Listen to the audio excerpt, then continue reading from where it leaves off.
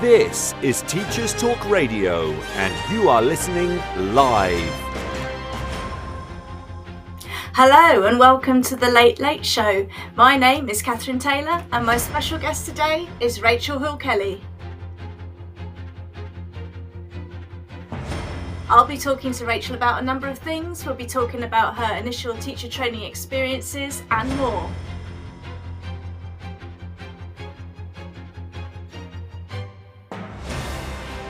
This is Teachers Talk Radio, and you are listening live. Tune in live at ttradio.org, or to join in the conversation, download the Podbean app and search Teachers Talk Radio. Follow the hashtag TTRadio. Tune in, talk it out with Teachers Talk Radio. Welcome to the Late Show. I'm going to be inviting Rachel to join me in the virtual studio very shortly, after I've gone through a few messages and the news. So Rachel, I know you're already waiting. When you're ready after the news, just call in and we'll have our chat. But welcome very much everyone listening to the Late Late Show. My name's Kathryn Taylor and I'm speaking to you live from Buckinghamshire in the UK. On today's show, I'll be talking to Rachel Hill-Kelly about a number of things, including her experiences as in her initial teacher training, her early career teaching journey, and why she decided to take a different career path. We'll be reflecting together on her views about education from her perspective now as she works in higher education. Remember, if you are listening in live and you'd like to join us live, either to post a question in the chat for Rachel to answer, or if you want to call in and speak to us, then please download the Podbean app and visit ttradio.org and click on the Listen Live on the homepage.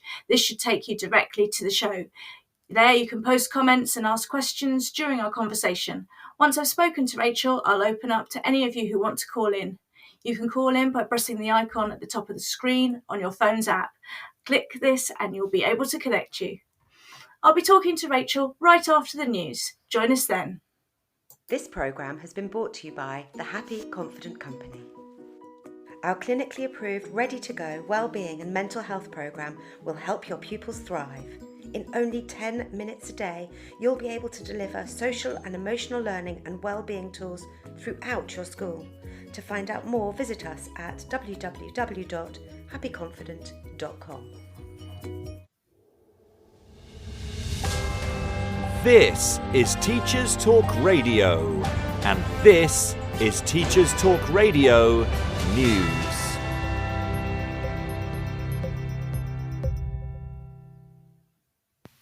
The debate around immigration took a turn towards education this week as the UK government announced that foreign postgraduate students on non-research courses will no longer be able to bring family members to the UK.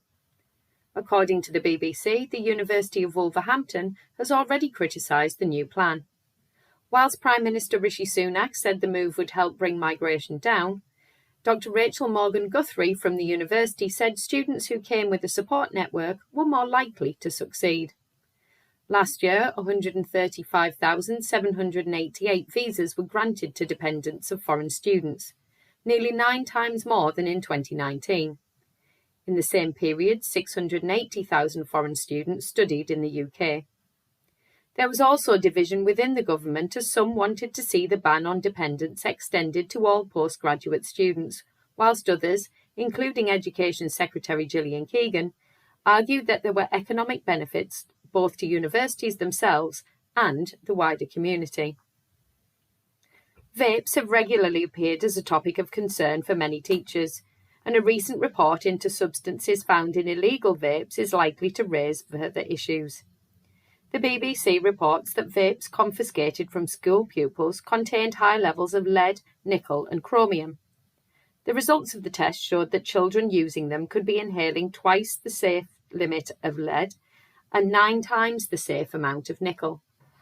High levels of lead exposure can affect the central nervous system and brain development. The majority of the vapes analysed were deemed illegal and had not been tested before being sold in the UK. So-called highlighter vapes, designed in bright colours to look like highlighter pens, contained unsafe levels of the metals coming from the e-liquid. The government has allocated £3 million to tackle the sale of illegal vapes, but critics say it is not enough to deal with concerns around the number of children gaining access to these products.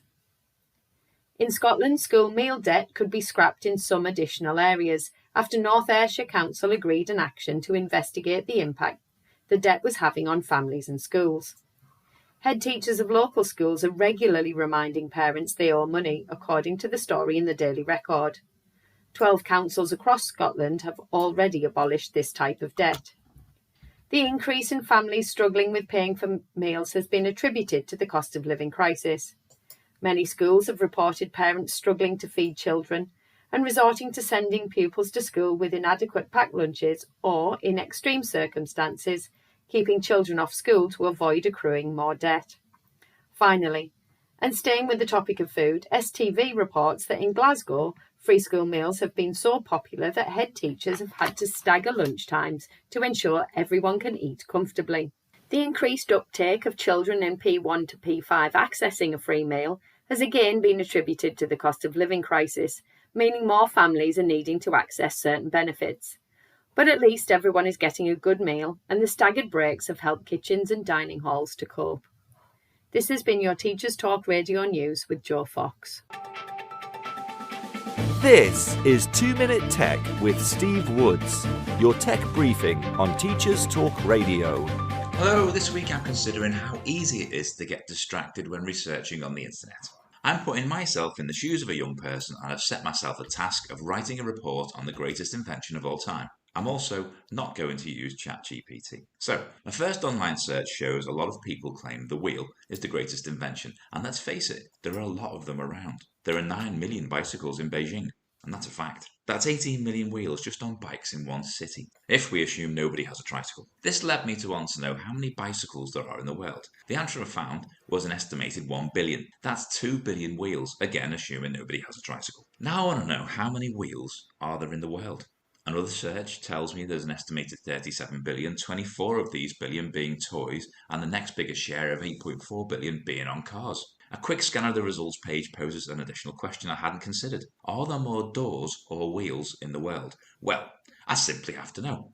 In a few clicks I find out it's estimated there are 48 billion doors in the world. So based on this research there are more doors, and isn't a door a great invention? Yet it's not been proposed as one in my prior searches. And if there are that many doors, how many hinges must there be? The amazing thing about the internet is that there's always an answer, and the way search engines deliver those answers are designed to keep you interested and active. So potentially you see more ads and make them more money, which doesn't help get that report written, does it? Does your school teach young people how to research effectively? Do our young people realise how much they are advertised at? I'd love to hear your thoughts. As always, want to get in touch at TC Radio Official. I'm Steve Woods, and that was 2 Minute Tech. 2 Minute Tech with Steve Woods, your tech briefing on Teachers Talk Radio. Brilliant. Thank you very much to the news there. I'm going to be welcoming Rachel into the studio in a minute, but before I do, I just want to mention and shout out to the Happy Confident Company, who are our sponsors, providing all kinds of resources for young people to increase their growth mindset. So thank you and shout out to them. Rachel, I think you're in the studio. If you don't mind ringing in now, then it would be lovely to hear from you, and we'll have our chat about all of your education views. Okay, so while we're just waiting for Rachel to join in, I just want to sort of say something about this, because we do currently obviously face in the UK a really challenging time in terms of recruitment and retention. And so it's really important that we listen really carefully to people who have made the decision to leave the classroom for very, very good reasons, because these are the kind of messages that we need to hear in order to try and improve the situation, I think. Welcome, Rachel. It's really nice to have you on the show tonight. Hi, Kathryn. It's a pleasure to be here. Can you hear me okay, first thing? I can. Yes, that's brilliant. Thank you very much. So I've just kind of tried to outline and introduce the scenario, but I think it's probably best for you to set the scene. It's your story. So perhaps you could tell me a little bit about, firstly, your current role. What are you doing at the moment? And then we'll sort of go back to the earlier point as well. Yeah, sure. Thanks, Kathryn. So, as you've rightly said, I am currently, back in higher education. That's where I originally started my career after university, and I tucked out into teaching and have come back in. I'm currently the Assistant Company Secretary at the Quality Assurance Agency for Higher Education, also known as the QAA for anyone who's an acronym fan. And one of the things I miss about being a teacher is when people say, "So what do?" You say, "I'm a teacher," and they go, "Ah," and have a vague idea or think they do of what you do. And I say now, I work for the Quality Assurance Agency in higher education, and they give you a look and go, "So what do you do exactly?" um, so to give you an idea, it's an independent charity, but it's also a sector agency for higher education. And the agency itself works to benefit students and higher education through doing exactly what it says on the tin, assuring quality of teaching and learning in particular. And my own particular role is responsibility for the governance function, and so that's meetings, minute writing, but it also involves an awareness of the UK higher education policy landscape and the context. It's quite a dynamic place to work because that is an ever-changing landscape. Yes, no, it sounds very interesting, but also very different from the classroom. And I just wondered, what would you say that you really enjoy about your current role, and then also maybe something that you really miss about the classroom? Yeah, sure. So one of the things I love about my current role is that dynamism. No 2 days are the same. Much like teaching, it's nice to be kept on your toes and to be at the forefront of some of those policy questions. So, for example, having a lot of discussion about the impact of artificial intelligence and things like ChatGPT on higher education and potential for assessment, but also within the organisation itself, which is quite interesting and exciting.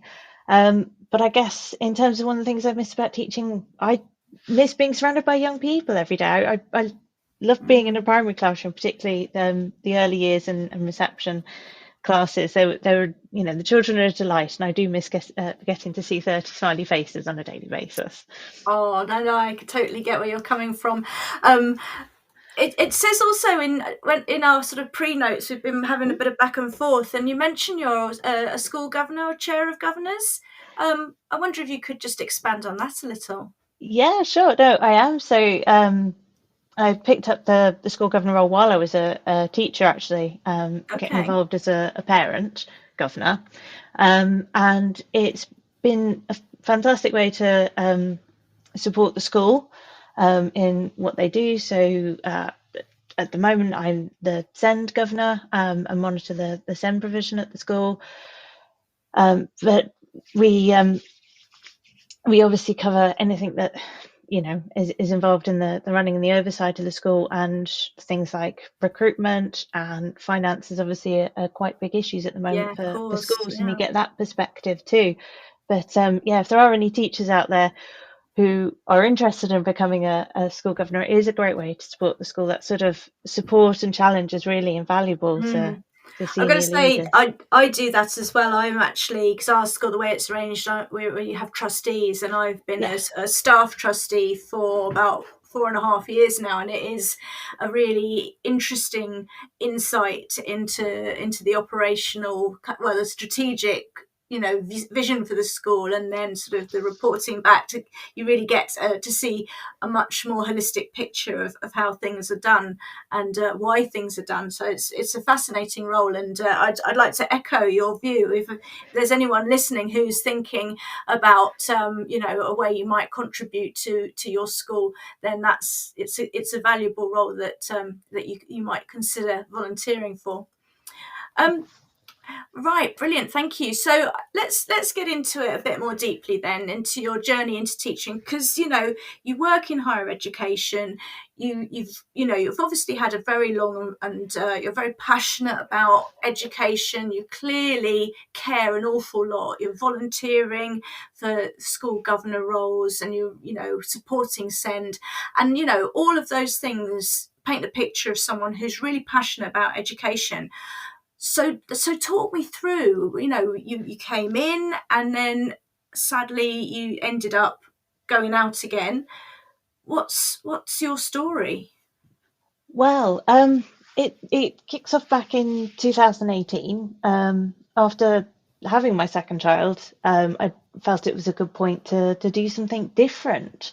I actually come from a long line of teachers. Both my mother and my grandmother were classroom teachers, and like you say, I have absolute passion for education and think it's such an incredibly important thing. So I went back and did a primary PGCE back in 2018, which is, no small feat with two children under the age of I 6. can imagine. And it's also not cheap either. I think that's No, something that no. gets lost in the statistics of those of us that do leave, is the enormous personal debt that people have outlaid in order to take on the teacher training, and a huge investment that then obviously leaves education with them as well. But yeah, so after doing the PGC, I went on to an NQT year, but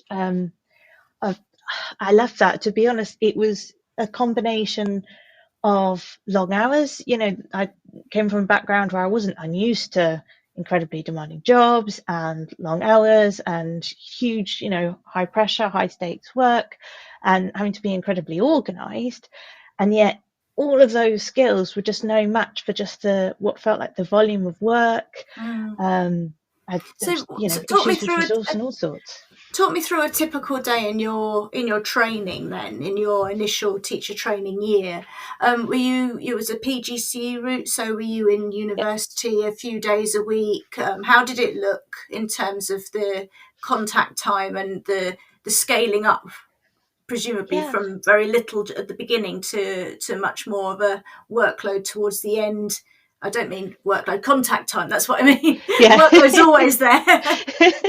The workload is never ending, is it? Yeah, so the initial teacher training, I think, shout out to the University of Worcester where I trained. It was, well structured. So we started off with contact time within the university for a few weeks for that grounding, which was about a half term's worth before then heading out on placement. For that first placement, at which point you have a certain percentage, obviously, of those hours that you would actually teach, but it's really, very highly structured that first term. The second term, it's, you're back for a week, and then you're back into a second placement in a different school, so you go back to the start with a new class on the PGCE. And you take over a high percentage of the teaching, and also a high percentage of the planning. And the idea being, of course, that you start to build your skills and develop by doing, but you're not there teaching 100% of the time. And then moving towards that third placement, again, you've got a couple of weeks teaching before you're into that third placement, and the teaching percentage is fairly similar to the NQT from memory, or the ECT, I suppose it is now, which Yes. is knocking on for 80% of time teaching on a typical day, which is quite intensive, quite a ramp up as well over the course of which is only a year. There's not much time within that structure, I suppose, to really consolidate. But then again, the idea is to get you out into the classroom and able to lead your own class. So, you wouldn't want it to be, any more cushioned than that, because I suppose it's not really reflective of what you go on to do afterwards. Yeah, I mean, did you have? You must have had, I guess, some academic study at the same time. What was that like? Were you writing long essays as well, or I mean, not everybody takes that route. I'm just wondering what Yeah, yours was like. yeah, of course. So we had quite a bit of reading around with the various classes that we did, group presentation, which focused initially on theorists, child development theorists. And towards the end, we also produced a sort of small scale research study. So it was done, mine was observation based mostly on the second placement, and then that was written up in a particular specialist subject. So it was, small scale research piece and self-reflective in nature, about 10,000 words. So, that'll eat your Easter holidays, definitely. Oh gosh, yes. But incredibly interesting to do, and a fantastic thing to do as a practitioner as part of that, continuous professional development start as well, I think. Yeah, I mean, I just personally, I find the academic side of it really rewarding, and I think that my vision, if I ruled the world, my vision for education is, to really give time for those research projects, and also to equip teachers with the research and evaluation skills that are needed to really do effective in practice research and action research and things like that, so that they really do embed the notion of the reflective practitioner, which, I'm sure you're going to confirm for me in a minute, but the research does tell us that when teachers finish their early training and then go up, it does ramp up, as you say, with this sort of cracking on for 80% and more as you go through. There's a phenomena which you may recognize, called practice shock, where essentially you're just trying to survive, and all of that lovely reflective practice that you've developed in your training year, as tough as it's been, you have really valued the academic sort of intellectual side of it and the reflective side of it. Suddenly it's just all in the bin because you're just trying to get through the day. What do you, is that something that you recognise?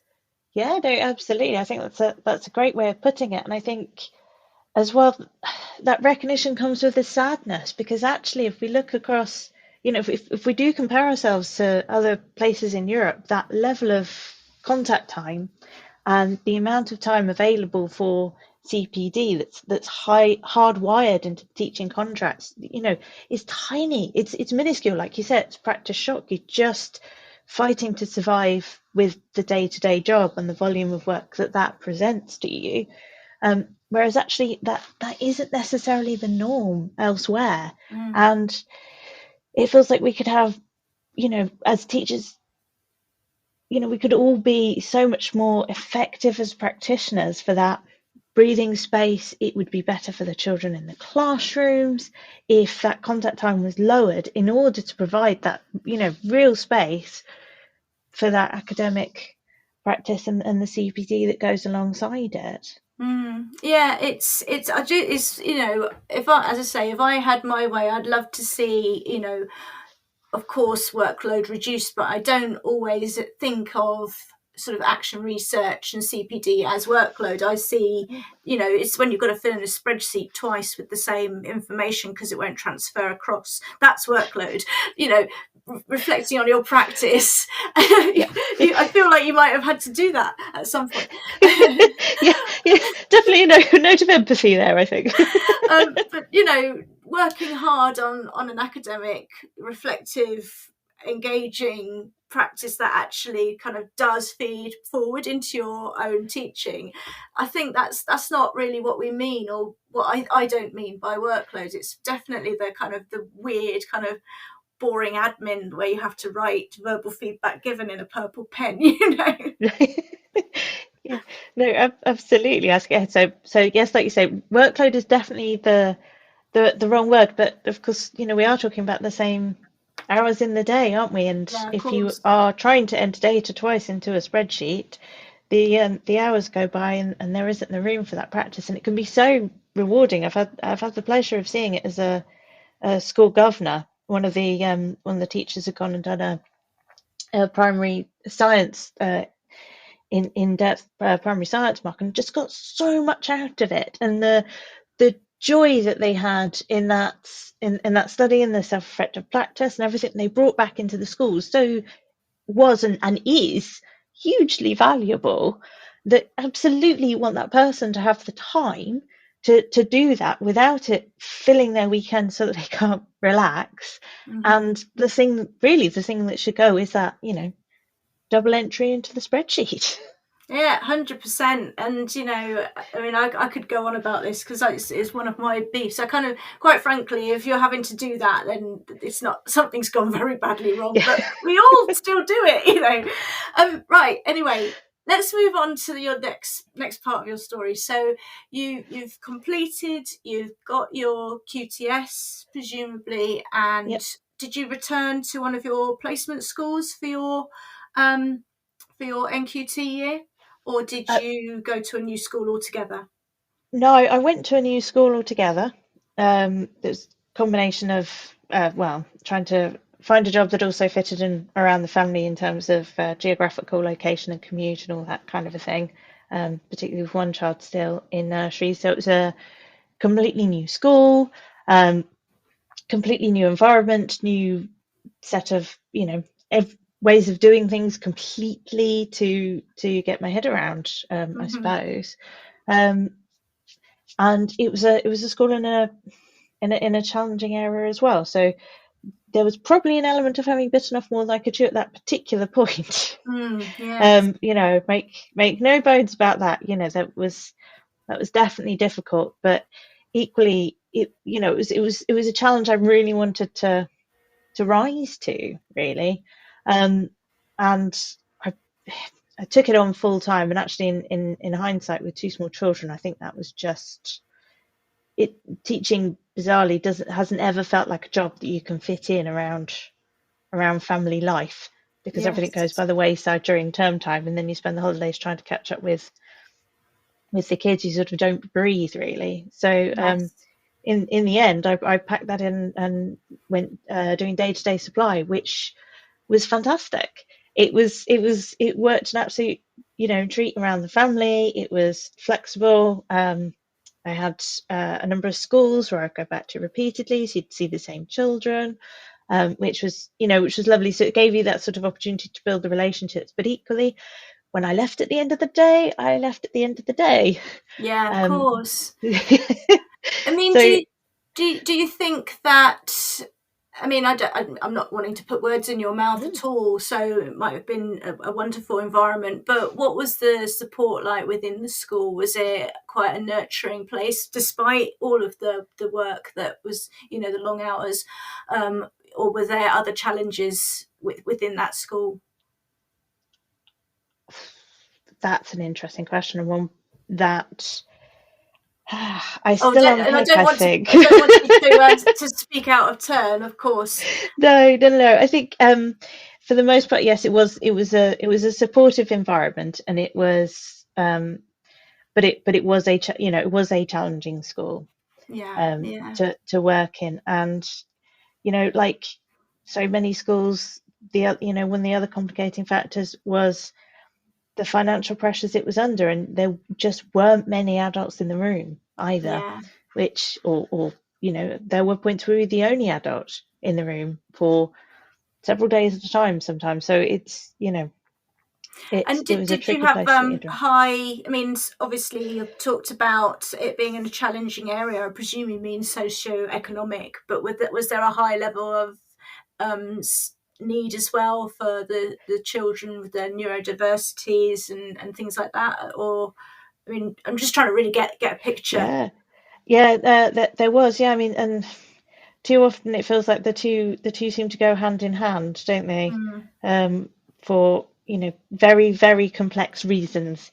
But yeah, so we're talking high need, we're talking socio-economic issues, and we're talking significant SEM within the classroom itself as well. Yeah, no, it's heartbreaking to think of it, isn't it? And it's I think one of the things that teachers, again, you can sort of, I'm not going to put words in your mouth, but we are kind of we don't do it for the money, do we?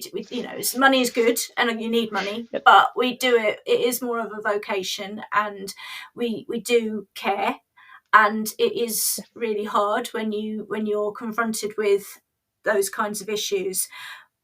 you know, and so it's there's an emotional element to it, is I suppose what I'm getting at. Yeah, no, absolutely. And I think that it's one of the things when we do talk about workload and teacher recruitment and teacher retention, and actually in particular the ITT, the thing that I guess doesn't seem to be spoken about is that enormous emotional burden that gets placed on teachers. It's a caring profession, that it isn't highly paid, like you say. The rewards are emotional ones, and they come from people that are drawn to caring professions. And a lot of the time, people who train to be teachers have got that lifelong passion for education, or they have that belief, or it's something they've always wanted to do. And I think it really does add to the speed with which new teachers burn out, and that is an area that definitely, I think, initial teacher training providers don't cover, and could. I've not, presume to suggest how, but there's definitely a gap in terms of that preparation for how invested you're in. Very much encouraged to care about your class, of course, but it does then equally make it extremely hard to shut off at the end of the day. Yeah. And leads to, people making martyrs of themselves and burning out completely in a lot of cases. Would you describe what happened to you as burnout then? I think the decision to step away was far more about balancing all the competing needs that I had. Having gone into teacher training as a parent, it was always stacking up any of those demands against all the other things that I had to be and also occasionally wanted to do as well. But with the supply, it was sort of that realization that actually I just couldn't face. I didn't have it in me to go back into the classroom and get enmeshed in that emotional round again. Yeah. And like I say, I absolutely loved the teaching, loved being in the classrooms, but that it's full on. And I decided in the end I didn't have that in me. But also I think combined with that was this sort of realization that some of what was pushing me away from the classroom wasn't just that workload. It was the things that I was being, the expectations that are placed on teachers for the things we teach. I mean, I got in into education with absolute passion for it, and a belief that the early years are incredibly important and that play is a massive part of it. Yeah. And yet, particularly having been, so I was a supply teacher during COVID, and having been in these classrooms that were incredibly adapted during the pandemic, and I'm not suggesting my experience is typical at all, but the difference after the pandemic with this catch-up narrative being pushed, and these children who had spent this year, months separated from their peers, being unable to play, being inside except for an hour every day, suddenly had this catch-up narrative that entirely revolved around reading and writing with a very small focus on their social skills, and it felt like no space to play or doing any of those other really important things that have to come first in my book, fundamentally. And I just couldn't do it.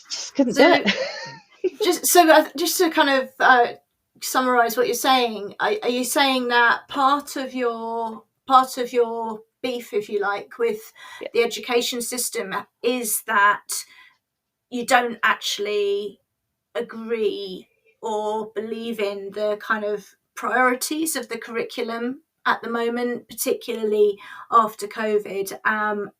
So you actually not only find it a personal and logistical and all of those reasons we've discussed a challenge to actually come to work and carry out the job of work, but you don't really buy into the material content of that work.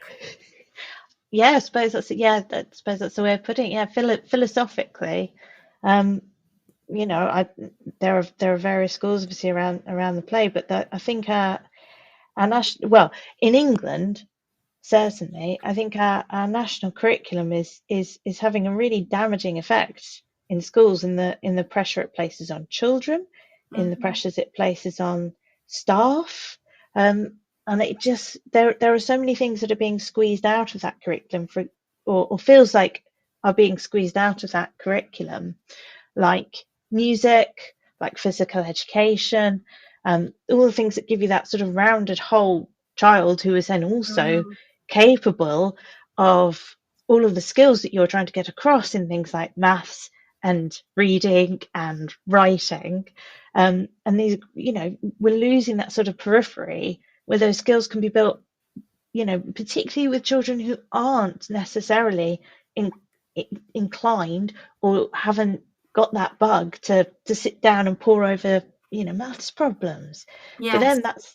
them, that's where you can consolidate some of that, and it seems to have just disappeared from the curriculum altogether, and particularly for me, philosophically, the lack of music education at the moment seems like such a shot in the foot for our young generation coming through. It's an opportunity to reinforce some of the math skills with some of the patterns. It's an opportunity for expression. It's an opportunity to develop, a different kind of thoughts that can then go on to underpin, reading and writing as well, because it's just that different form of expression. And it's a creative outlet for children, and there's no time, very little investment, and is almost completely ignored at initial teacher training level, to bring us back full circle, I suppose. Yeah, I mean, would you say that there's an issue with teachers confident to teach that as well? And I'll just tell you why I asked that question, because I'm secondary RS, and I know that a lot of primary colleagues really don't like teaching RS for a variety of reasons, including but not limited to the fact that they don't feel necessarily able to respond to children's questions, and they're worried about causing offence because they don't. So would you say that there's, it's a big ask, isn't it, to ask anyone to be an expert in all kinds of fields all at once? Absolutely, and there again, I think it's quite a quirk of primary education that you sort of have this model of one teacher who has to be both a jack of all trades and an expert in some. And music is a great example of somewhere where we have had systematically decades of underfunding in music education. So the generation of teachers coming through now are also um, suffering from that. It is really hard, like you say, if you're not expert or you're not confident in teaching something, you are going to shy away from it. And there are good music education schemes, but actually it feels like there needs to be a different model of teaching and teacher time, and how teachers are in and out of classrooms to provide something, to provide some of these specialist subjects. You get in PE subject specialists, you could get in music specialists. It's a great opportunity to have some different faces in the classroom too, for the benefit of the children. No, I totally agree with you. It's what I found really interesting about what you just said there is that the teachers themselves who are coming through. I mean, we've had the national curriculum since sort of, oh, what's my memory? 1998? No, 1988. And I don't know. It's good memory. I don't know. Well, honestly, sometimes I'm like, wasn't 1992 last week? And no, you are in your 40s. But it's that kind of, we're all products of it now. And when I've been working on my doctorate, which is in education, and I was looking for teachers that I could interview who had taught before the event of the national curriculum, and I found one. Oh, gosh. And it's just not. There's nobody that has not been kind of indoctrinated into it now. Yeah, so I'm amazed you could only find one, but I think their touches on a completely different crisis in education, doesn't it? About the number of older teachers that are leaving, which, yes, must be a conversation for another day. But yeah, all the teachers coming through now are a product of the national curriculum as well. Yeah, no, we kind of have to it's one of those things you start to pull the thread and it doesn't get better, does it? It just so I've got a couple of more questions that I just wanted to discuss with you before we invite anyone who's listening, if they want to kind of text in. I can see Paul, primary teacher of 15 years. Hello to you, Paul. Perhaps in a moment you'd be someone who'd like to ring and contribute to our discussion. A bit of a cheeky question, Rachel, before we go on. Sure. One of the things that people say is that the early career framework is supposed to sort out these problems of the NQT pressure fest. If that had been available to you, do you think it would have made a difference? No. In a nutshell, which is a very short answer, I suppose. I think it feels like a sticking plaster. I think the fundamental problems that were there for me, and I think are there, or I don't speak on anybody else's behalf, but I think there are systematic issues here, and they relate wider than just that training and support framework. They are around the inordinate pressures on teachers in terms of the number of hours that they are doing, in the expectation that you have so many directed hours to do things like clubs after school as well. It just this absolute pile on. And also it seems to have become the last place where there's any support for families and children as well. The decimation of all the support services for schools has meant that teachers are trying to be everything to everyone. And for me, I don't think a framework of introducing to the classroom is going to solve what are fundamental policy issues within teaching. And I think that the fact that we're still seeing a decline in the number of people signing up for initial teacher training, and that we're still seeing record numbers of teachers leaving the profession this year and last year, even with the introduction of these early careers framework, means that probably those systematic issues are the issue effectively. And we're tinkering around the edges. No, I tend to agree with you. It's something I've been thinking a lot. I do some of the tutoring for the ECTs in my context, and it's a challenge. It is a challenge because it doesn't take away from the real life experience. I think sticking plaster is probably quite a good way of describing it. So kind of same sort of question. Another thing that people say is that if there was more flexibility in the role in the classroom, if schools were more open to job shares and all of that kind of stuff, if that was done better, if there was more PPA that you could work from home to complete, would that have made a difference, do you think? I think the job share question almost certainly would have made a difference. I probably would have tried that before making the decision to leave the profession altogether if I'd been able to find one. But I think, the PPA and being able to do it from home is fine, but it's the quantity of that PPA for all the things that you need to do. And again, I'm pulling comparisons to Europe. Don't want to set any one particular country up as some sort of, golden shining example, but in Finland, the contact time in the classroom is significantly lower, sort of 10-20%, if not more, lower. Job shares are the norm, and all of the extra bits and pieces that teachers in England, and I think probably in the UK, though I know Scotland and Wales, I feel have made slightly better strides towards improving this. All of those things are still expected to be crammed into a very small amount of time around a very packed and very pressured teaching timetable that is has huge high stakes accountability and testing at the end of it as well. Yeah, for the children and for the teachers, it's all very very high stakes, isn't it?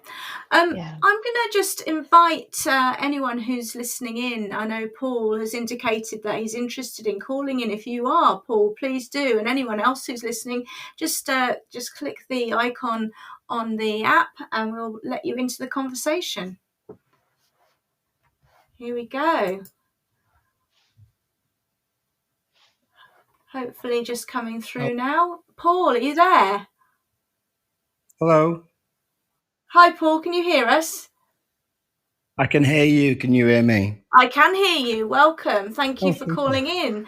I wonder No if you've problem. got any comments on our conversation this evening. Yeah, it was interesting to hear what is it Rachel's been through, and a similar sort of thing. Really, I've been teaching for 15 years, all in primary. I'm actually at a situation now where I've been offered the chance to sort of change my role, so I won't be a classroom teacher. I'll actually be teaching maths for a couple of year groups, and I'll also be covering PPA in the afternoon. And I'm in a bit of a quandary about it, to be honest. I don't know whether it's a positive or a negative. To be fair, What would your concerns be about that role? well, head teacher has sort of tried to reassure me that it's not a step down.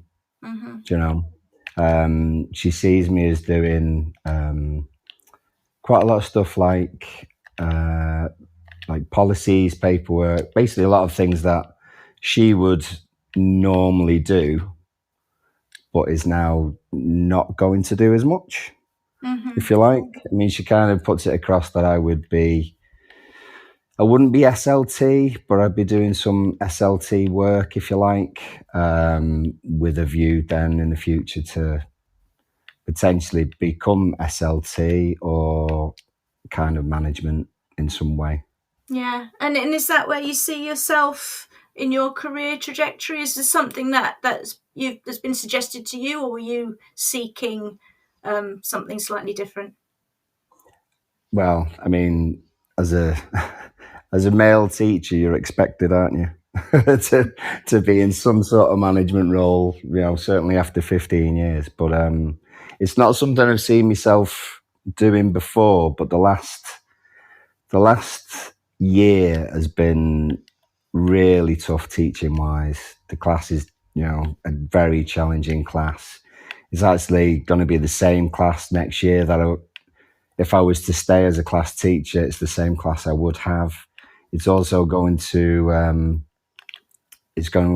increase from 25 to 30 something, because we've got an intake problem where we've basically got a very small. I teach year 3. We've got a very small year 2 cohort at the moment. Mm-hmm. So they would come to me, and I would have a year 3-4 class with 32, 33 children. So you're Two kind of one-to-one. teaching 2 curriculums then, really, aren't you? Yeah. Well, yeah. I mean, they would be year 3 when they come to me. I'd also have a year 4 class. That's where it kind of goes, really. 2 of the children have got one-to-ones, one for behaviour, one for autism. There's lots of children as well who have been referred for various things. It's I know it's going to be really difficult. So I kind of think it would be good not to do that. And I would, probably have less stress over it, because the last year has been extremely stressful.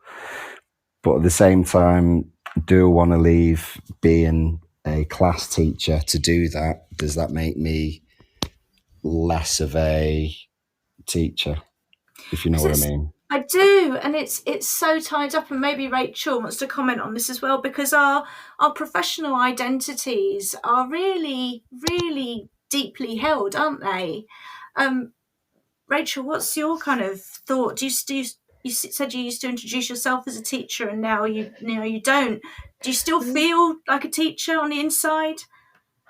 Yes. Do you know, I think once a teacher, always a teacher. My grandmother used to have a mug and it said, "Old teachers never die, they just lose their class." And I think there's a truth in that, in that, you never really leave the profession and everything that it gives you. And I really, emphasize, Paul, that you want to stay in the classroom, but actually sometimes it's about what's going to work for you, and it doesn't make you any less of a teacher. And actually, there's huge value, it sounds to me, that you can add in what you're doing to the school, um, in taking on that PPA cover. Yeah, yeah. The school itself is going through. Well, we're on the precipice, if you like, of redundancies in the next couple of years. I think the the intake numbers are low in the area. To be honest, we've probably got more staff than we need. Well, in fact, I know we have. So you wonder then in the future, if that is going to be the case, whether classroom teachers would hold more weight in that situation. Do you know what I mean? No, I do. It's a worry, and that must be a really stressful situation for you, Paul, because we do like to operate in the knowledge that we've got a secure future, and it sounds like a terribly stressful situation. I really hope that you sort of make peace with it. I mean, as a male primary school teacher, I can't imagine you'll ever be completely unemployable. Um, but Well, I mean, sort of on that, I was at a school for nearly 9 years, and things sort of took a turn for the worst. Sort of not a toxic school, but my situation wasn't particularly pleasant. So I did need to move on just for my sake, really. And then yeah, it was extremely difficult then to find anything that would be permanent. I moved to a few different schools, which were 1 year contracts. Had to do supply a few times, and actually the permanent job that I've got at the moment came through supply. But the the male thing can be a bonus, but the age thing and the M6 thing, that can yeah. be a really it's almost a no straight away from schools that either can't afford it or just prefer ECTs. Yeah, it's such a shame, isn't it? Because I don't know if either of you have read the Hargreaves and Fullen book, Building Professional Capital. It's on audio, so if you like to listen while you're driving, it's a good one. But it's all about this the professional experience that we all kind of carry with us that can't be taught in a way, and you kind of have to earn your stripes, and that it's not nothing, is it? It's not nothing. No, it can be extremely difficult. Extremely difficult. Brilliant. Okay, well, I'm really sorry, Paul, for your situation, and thank you so much for calling in. You're welcome. I'm really aware that we've got just about 7 or 8 minutes left of the show, and I really do appreciate, and I really, really do hope that your kind of situation resolves in a way that is satisfactory to you. Super. You Yeah, you may you may thanks for having me on. You're really welcome. Thank you, and do tune in to our other shows as well, because there's all kinds of interesting things going on good old Teachers Talk Radio. Welcome. Thank you very much, Rachel. We've just got a couple of minutes left. I just wonder if you want to make any comment more generally, because I know that you're interested in the recruitment and retention situation. What's your view on kind of how that's being handled and addressed and things like that? I think we have an absolute crisis on our hands, really, in the UK, but England in particular. There've been headlines recently about getting teachers in from abroad to teach. So, That was crazy, wasn't it? I read that on Saturday and I thought, what? Can you listen to yourselves? We're not going to pay you any more, but also here's £10,000.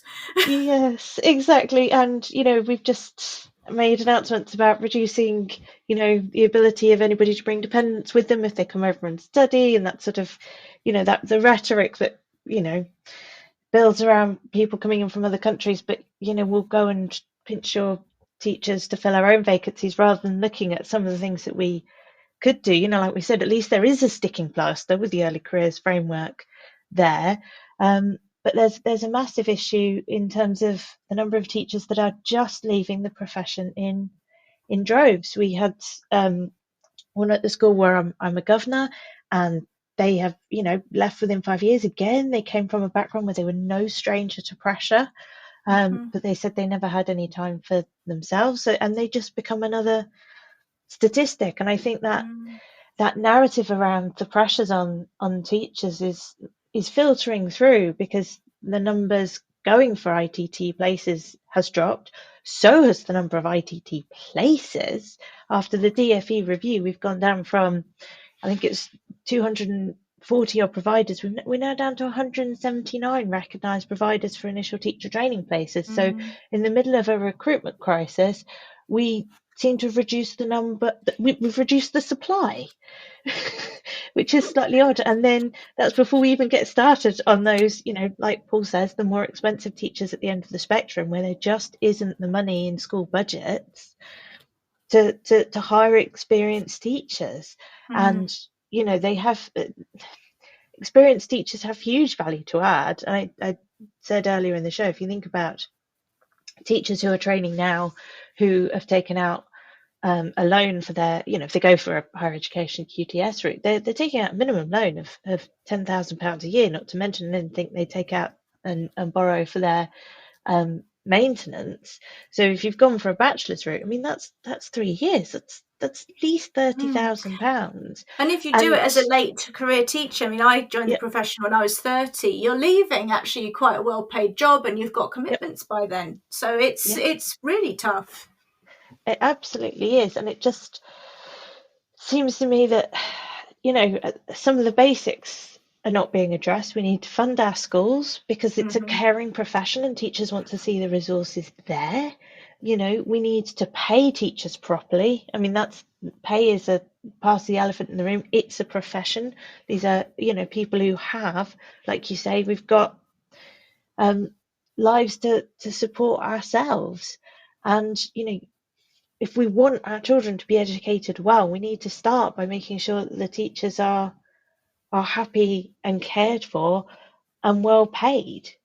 You get what you pay for, and then at the other end of the spectrum, losing these experienced teachers. You can't put a value on the experience that's walked out of our classrooms in recent years, and it is nothing short of a crisis. And to me, it seems driven by deliberate bad policy from government, and the profession. These are not so much smoke signals. This is a firestorm, isn't it?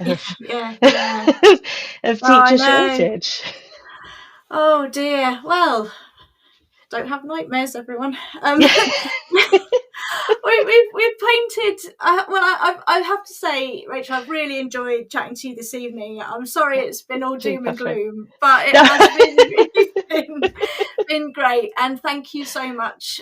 Your insight is really, really valuable, and clearly you're still so passionate for education, and thank you for your service in terms of the governor roles that you carry on doing, and of course in higher education as well.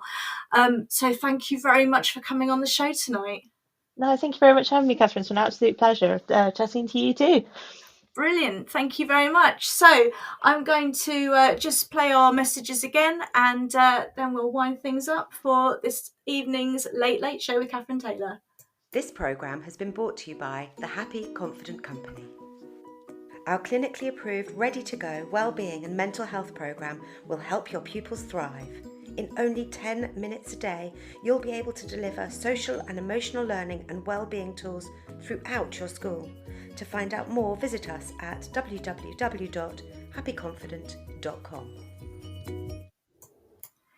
Thank you very much again. This brings us to the end of today's Late Late Show. Many thanks to today's special guest, Rachel, and for all of you who joined us live, and thank you as well for Paul for calling in. Remember, there are Teachers Talk radio shows all week. Join me again in a fortnight for another wonderful chat with another guest. Bye for now.